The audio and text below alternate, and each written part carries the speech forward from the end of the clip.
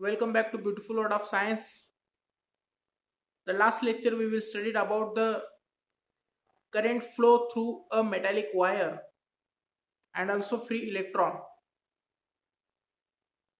Last lecture मध्ये आपण free electron current flow through a metallic wire ह्या दोन्ही घटकाबाबतचा अभ्यास आपण मागच्या लेक्चर मध्ये केलेला आहे.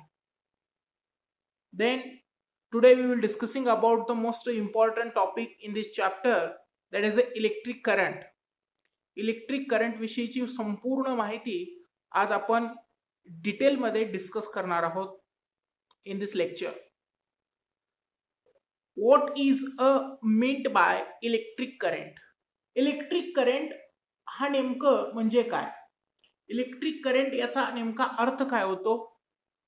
या सगळ्याचा अभ्यास आपण या ठिकाणी पाहणार आहोत. त्याचा फॉर्म्युला काय आहे, त्याचा युनिट काय आहे, बरोबर आहे. त्याच्यानंतर आपण याच्यामध्ये 1 एम्पियर म्हणजे किती आहे, त्याच्यानंतर आपण एक लॉ पाहणार आहोत आजच्या लेक्चरमध्ये, that is the Ohm's law, बरोबर आहे. ह्या सगळ्या बाबतीत सगळ्या घटकाचा डिस्कशन आपण या लेक्चरमध्ये करणार आहोत. Then first of all, what is a meant by electric current? First of all तुम्हा सर्वांना एक सूचना आहे की तुम्ही तुमच्या टायमिंग मध्ये ऍड होत चला. मी डॉट आपला जो क्लासेसचा टायमिंग आहे त्या टायमिंग मध्ये मी ऑनलाईन येतोय, लॉग इन करतोय. तुम्ही फक्त लेट येता 1-2 minute 3 minute. Every minute is the very important. प्रत्येक मिनिट हा महत्वाचा आहे, बरोबर आहे. कारण सायन्स हा असा विषय आहे जो की आपल्या संपूर्ण बाजू परिपक्व करत असतो, म्हणून या विषयाला जास्त महत्व द्यायचं असतं. म्हणून टायमाचं जरा थोडंसं महत्व ओळखा आणि त्या पद्धतीने वागा. Then listen carefully, what is a meant by electric current? Electric current म्हणजे नेमकं काय आहे त्याच्याविषयीची माहिती आपण या ठिकाणी पाहणार आहोत. The definition of an electric current. हा, सर्वांनी आपापलं माईक बंद ठेवायचंय. Then listen carefully, what is a meant by electric current? Electric current म्हणजे नेमकं काय आहे? The definition of an electric current is the amount of electric charge. The amount of electric charge passing through a conductor in unit time is called electric current. Electric current म्हणजे नेमकं काय? The amount of electric charge. Electric charge passing through a conductor in unit time is called electric current. Electric current म्हणजेच किती electric charge हे विशिष्ट वेळेमध्ये pass झालेले आहेत. पास होणे म्हणजे ट्रान्सफर होणे from one end to another end of this conductor. त्या कंडक्टरच्या एका टोकापासून दुसऱ्या टोकापर्यंत किती इलेक्ट्रिक चार्ज हे पास झालेले आहेत विशिष्ट वेळेमध्ये, त्याला आपण काय म्हणत असतो? इलेक्ट्रिक करंट असं म्हणत असतो.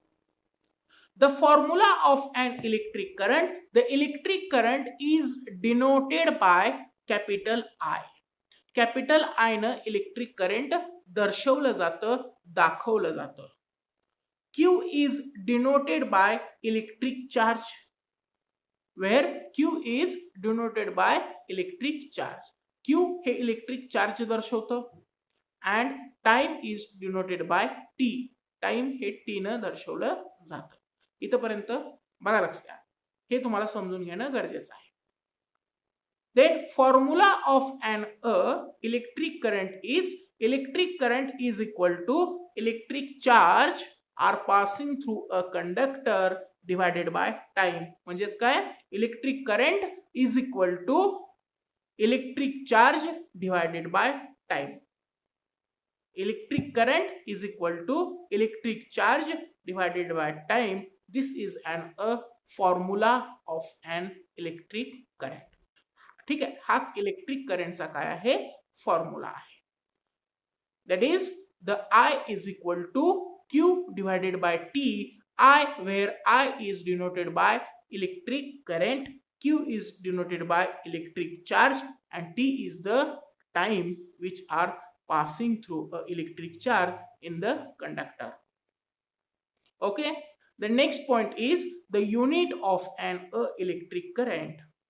The SI unit of a electric current is, that is the ampere. SI system मधलं युनिट काय आहे बघा, इलेक्ट्रिक करंटचं. इलेक्ट्रिक करंट म्हणतोय, नॉट अ चार्ज. हे समजून घेणं तुम्हाला महत्वाचं आहे. The SI unit of electric current is, that is the ampere. Electric करंटचं SI सिस्टीम मधील एकक हे एम्पियर आहे. and the SI unit of electric charge. SI युनिटचं, SI युनिट कशाचं, इलेक्ट्रिक चार्जचं जर बघितलं तर दॅट इज द कुलोम. काय आहे, coulomb. That is the denoted by C आणि ampere is denoted by A. करंटचं युनिट आहे एम्पियर and चार्जचं युनिट आहे कुलोम. ओके, करंटचं युनिट आहे एम्पियर and चार्जचं युनिट आहे कुलोम. हे लक्षात ठेवणं गरजेचं आहे. हे दोन्ही कशाचे आहेत, SI सिस्टीम मधील युनिट आहे. The charge of one electron, the charge of one electron is 1.6 into 10 raised to -19 coulomb. C for the coulomb. एका इलेक्ट्रॉनचं चार्ज हे किती असतं, 1.6 into 10 raised to बघा 10⁻⁹ बरोबर आहे. दिस इज द कुलोम आपण त्याला म्हणत असतो. देन 1 एम्पियर म्हणजे नेमकं किती आहे बघा. आणखी तुम्ही कालच्या सारखं करू लागला तिथं शहाणपणा, बरोबर. तसलं बिलकुल करायचं नाही. विनाकारण डिस्टर्ब नका करत जाऊ. कोण केलं, हा. Then listen carefully. आतापर्यंत आपण बघितलं कुलोम युनिट बघितलं, चार्जचं युनिट आहे कुलोम अँड करंटचं युनिट आहे ampere. These two units are present in the SI system. हे SI सिस्टीम मधले काय आहेत, युनिट आहे. ठीक आहे. त्याच्यानंतर आपण बघितलं the charge of one electron is 1 into 10 raised to -19 coulomb. बरोबर आहे.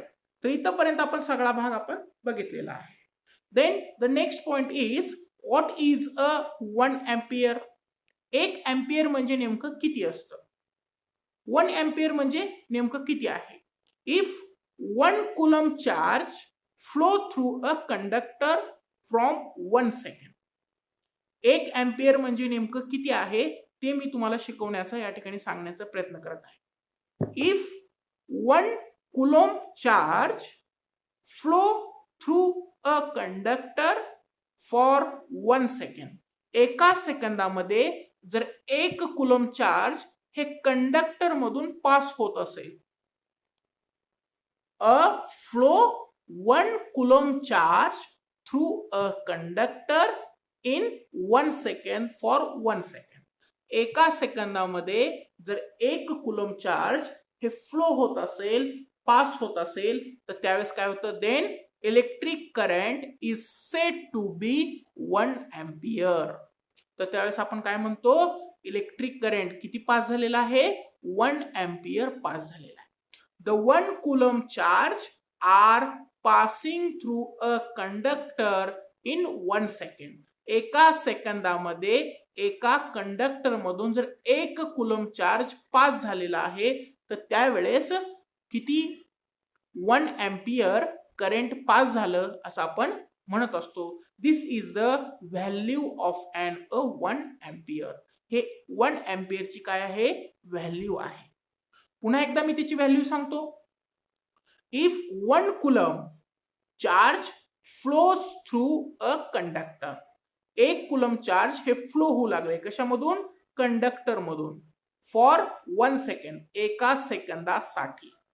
Then electric current is said to be 1 ampere. त्यावेळेस इलेक्ट्रिक करंट किती पास झालेला आहे, 1 एम्पियर इलेक्ट्रिक करंट पास झालेला आहे. म्हणून the formula is 1 ampere is equal to 1 coulomb divided by 1 second. हा फॉर्म्युला 1 एम्पियरचा निर्माण होतो. म्हणून 1A is equal to 1C divided by 1 second, 1S. बरोबर आहे. तर हे आपण या ठिकाणी म्हणू शकतो. बघा लक्ष द्या. The many units of the many small units of an electric current. Electric करंट्सचे आणखी छोटे छोटे युनिट्स आपल्याला पाहायला मिळणार आहे. The many small units of an electric current, that is the first is the milli ampere. बघा फक्त आता याच्यामध्ये एम्पियर, एम्पियरचे सुद्धा खाली छोटे छोटे पार्ट्स आहेत. मिली एम्पियर म्हणजे नेमकं किती असतं, मायक्रो, बरोबर आहे, एम्पियर म्हणजे किती असतं, ह्या सगळ्यांविषयीची माहिती आपण या ठिकाणी घेणार आहोत. Some small units of an electric current. Electric करंटचे छोटेसे स्मॉल युनिट्स आपण बघणार आहोत. The first is milliampere. Milliampere is denoted by MA, that is a small m, capital A. Once again, the milliampere is denoted by small m, capital A. त्याच्यामध्ये MA काढलं जातं, ज्याचं m हे small असतं आणि एम्पियरचं A हे काय आहे, कॅपिटल आहे. Okay, that is the milli ampere. Milliampere म्हणजे नेमकं किती बघा लागतं, ampere that is the 10⁻³ ampere. 1 milliampere is equal to 10⁻³ ampere. हे लक्षात ठेवणं खूप गरजेचं आहे. बघा लक्षात द्या, मी आता जसं तुम्हाला सांगितलं की 1 मिली एम्पियर, बरोबर आहे. 1 मिली एम्पियर म्हणजे नेमकं काय, 1 milliampere is equal to, बघा लक्षात द्या, that is the 10⁻³ that is the ampere. 10⁻³ ampere. Okay, तर हे त्याची काय झाली, व्हॅल्यू झाली 1 मिली एम्पियरची. 1 मिली एम्पियर म्हणजेच 10⁻³ जो घात आहे ते एम्पियर, हे त्याची व्हॅल्यू होत असते. त्याच्यानंतर दुसरं मी सांगितलं micro ampere. Micro ampere is denoted bye, micro ampere कसं दाखवलं जातं त्याची मी तुम्हाला या ठिकाणी दाखवून दाखवतो. 1 मायक्रो एम्पियर, हो का, हे म्यू आहे बरं का, हे कॅपिटल M समजताल तुम्ही, बिलकुल नाहीये, ठीक आहे, हे म्यू आहे, that is the A. Okay, हे असं दाखवलं जातं बघा, हे म्यू आहे आणि हे A आहे. A is the ampere, mu is the micro ampere, बरोबर आहे. तर काय पुढे 1 micro ampere is equal to 10⁻⁻⁶. 1 micro एम्पियरची व्हॅल्यू किती आहे, 1 मायक्रो एम्पियर, ठीक आहे, is equal to 10⁻⁻⁶ ampere. Okay, तर ही त्याची पूर्ण व्हॅल्यू झाली, दॅट इज द 1 मायक्रो एम्पियरची. तर इथं सर्वांना समजलं, येस ऑर नो?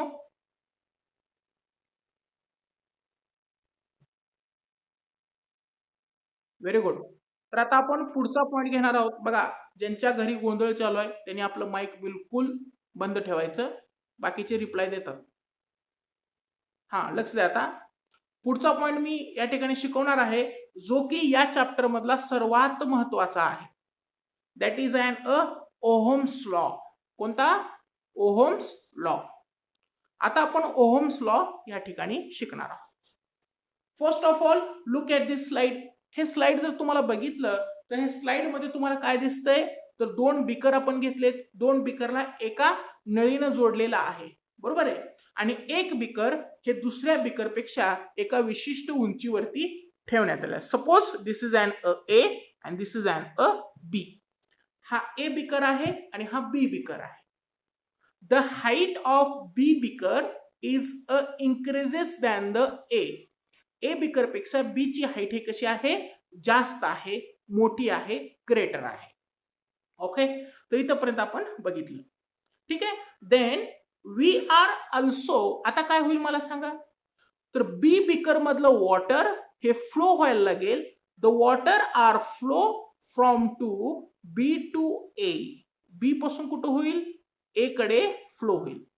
ओके, अशा रस्त्यानं, म्हणजे काय, इकडून पाणी हे इकडच्या दिशेने काय होईल, फ्लो होईल. Because of an the height of a B beaker is greater than the A. आता मी हे काय शिकवतोय, याच्यामध्ये हाईटचा डिफरन्स मी तुम्हाला काय शिकवतोय, कारण हे जर तुम्हाला समजलं तर तुम्हाला ओहम्स लॉ हा सोप्या पद्धतीनं समजणार आहे. आता या ठिकाणी काय समजलं तुम्हाला, तर जर फ्लो व्हायचं असेल, एखादा पदार्थ जर फ्लो व्हायचा असेल तर हाईट डिफरन्स हे मॅटर करतं. म्हणून पाणी हे इकडून बी बीकर मधून ए बीकर मध्ये हे गेलेलं आहे आणि बी बीकर अर्ध झालंय आणि ए बीकर हे पूर्णपणे भरत आलेलं आहे. ओके, हा फरक समजला. That is the height difference. बरोबर आहे. आता पुढची स्लाइड मी तुम्हाला दाखवणार आहे. ठीक आहे. ओहम्स लॉ खूप सोपा आहे आणि सर्वात महत्वाचा आहे या चॅप्टर मधला, म्हणून मी हे एका एक्सपेरिमेंटच्या माध्यमातून तुम्हाला समजावून सांगण्याचा मी प्रयत्न करतोय. आता आपण काय केलं, हाईट थोडी होती, आणखी हाईट काय केलं बाळांनो, या सेकंड ह्याच्यामध्ये वाढवलं. थोडी हाईट होती, आता आणखी हाईट आपण काय केलं, इन्क्रीज केलंय. आता आणखी जर हाईट इन्क्रीज केलं असेल तर फ्लो ऑफ वॉटर हे इन्क्रीज होईल का डिक्रीज होईल? 100% इन्क्रीज होईल. हाईट जसं जसं वाढेल तसं तसं पाण्याचा प्रेशर हे काय होणार आहे, वाढणार आहे आणि पाणी हळूहळू काय होईल, इकडं जास्त प्रमाणामध्ये फ्लो होईल. ठीक आहे. तर ही तुम्हाला दुसरी कन्सेप्ट कळाली. बरोबर आहे. आता आपण बघूया थर्ड, नेमकं याच्यामध्ये काय चेंजेस झालेला आहे. आता हे तुम्हाला समजणं खूप महत्वाचं आहे. Look at this third slide. हे स्लाइड जर बघितला तर नेमकं काय झालं बघा, दुसऱ्या स्लाइड मध्ये जसं मी सांगितलं, हाईट आपण काय केलं, बी बीकरची इन्क्रीज केलं. म्हणजेच काय बघा, लक्ष द्या, that is the force is directly proportional to the height.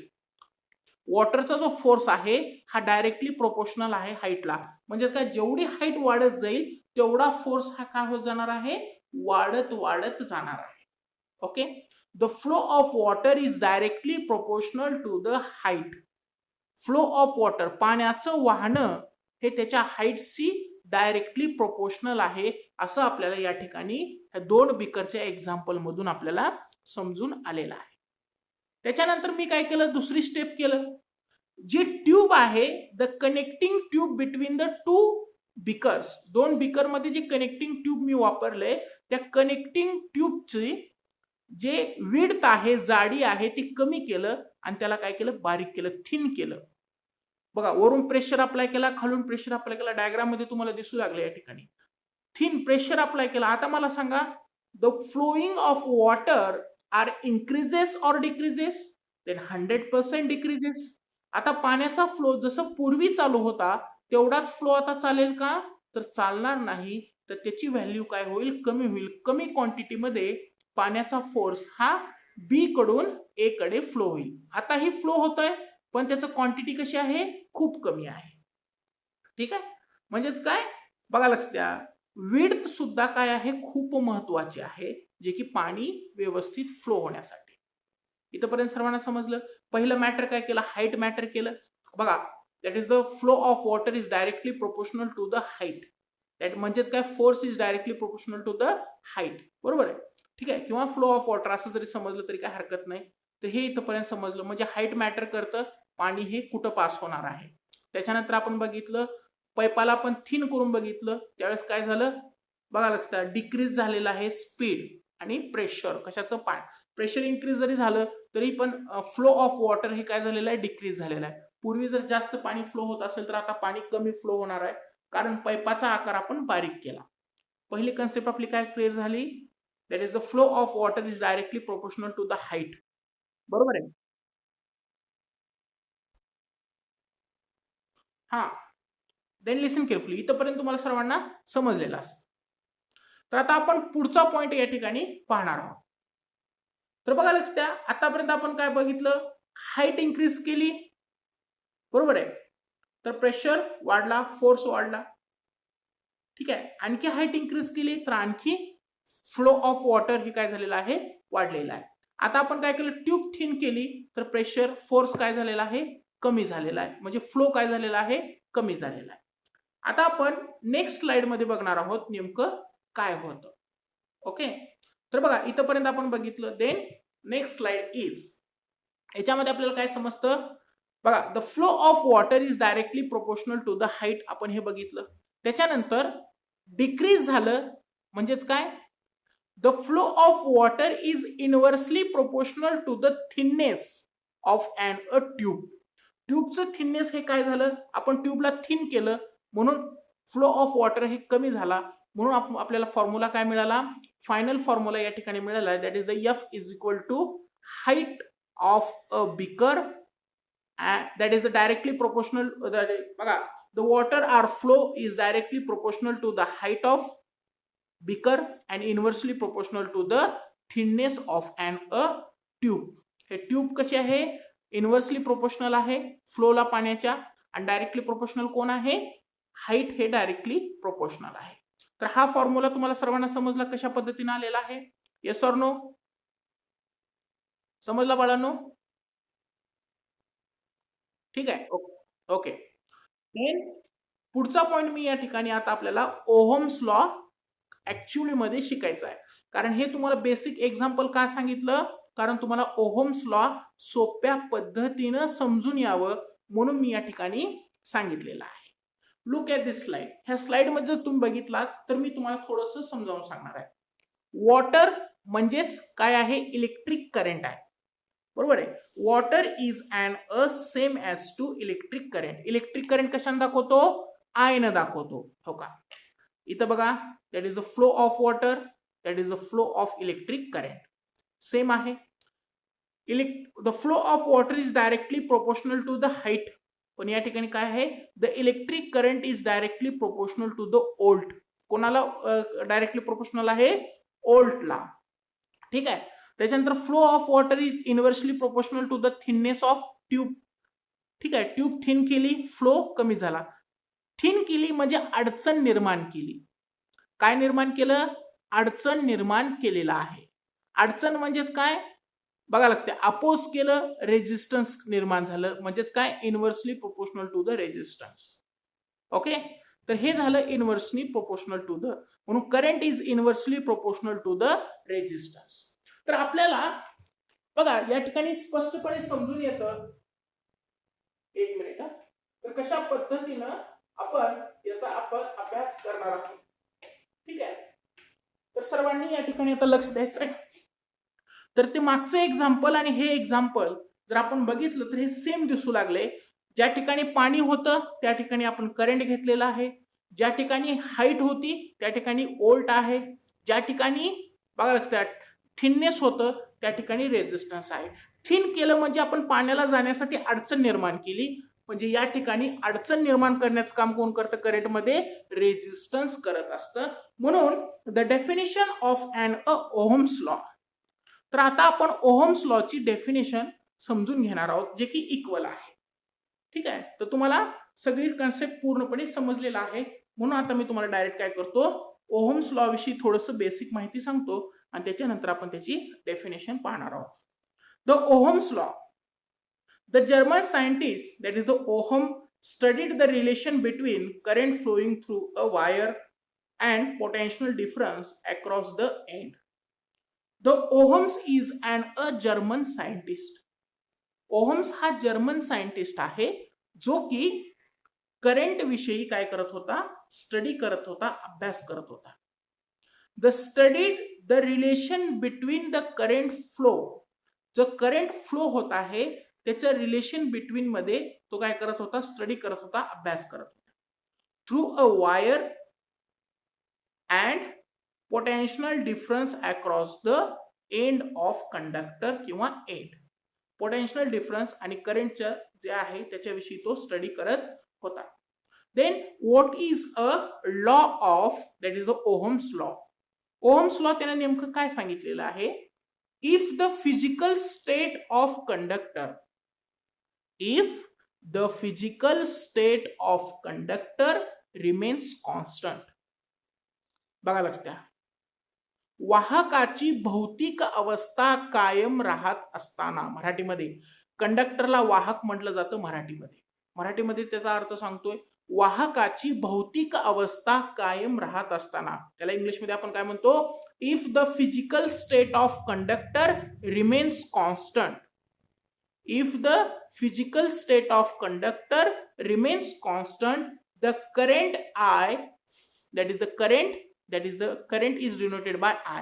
The current I flowing through is directly proportional to the potential difference.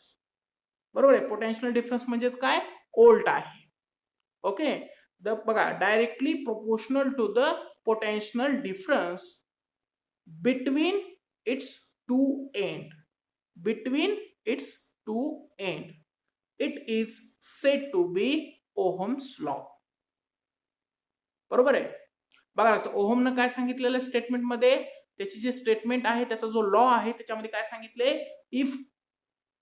If the physical state of conductor remains constant, वाहकाची भौतिक अवस्था कायम राहत असताना द करंट, बघा the current flowing through it is directly proportional to the potential difference between its two end. बरोबर आहे.